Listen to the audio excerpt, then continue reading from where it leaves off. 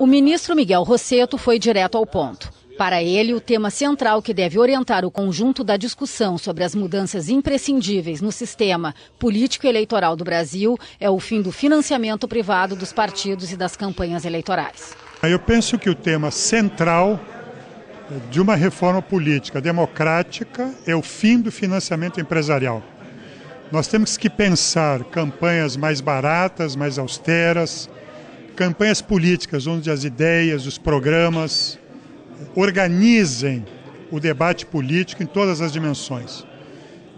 O financiamento empresarial, ele tem sido, infelizmente, um condutor, um estimulador da corrupção no nosso país. Impõe interesses privados frente ao interesse público. E, portanto, nós temos que interromper esse processo. Conforme Miguel Rossetto, o atual momento histórico é propício para o Brasil avançar e se consolidar como uma grande nação democrática, fortalecendo os partidos, o voto popular e recusando retrocessos. Ele destacou que a reforma política é uma bandeira consensual entre todas as instituições democráticas do país.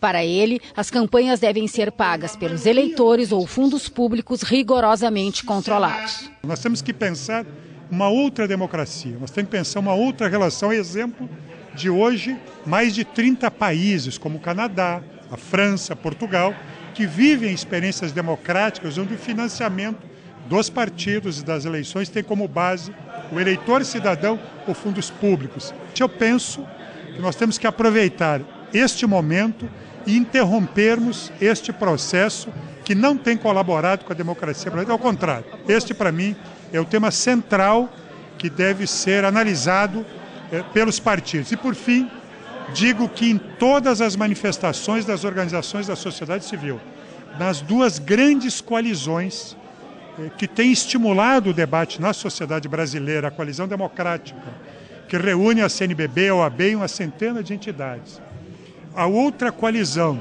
do plebiscito e da Constituinte, que também reúne um conjunto importante de entidades. Todas elas trazem como ponto comum o fim do financiamento empresarial e a abertura de um outro processo democrático no nosso país. Durante o debate, que teve a mediação do jornalista André Machado e os advogados Ricardo Giuliani e Fabiana da Cunha Bart como debatedores, o ministro ainda alertou para o que chamou de distorções na representação política da sociedade brasileira.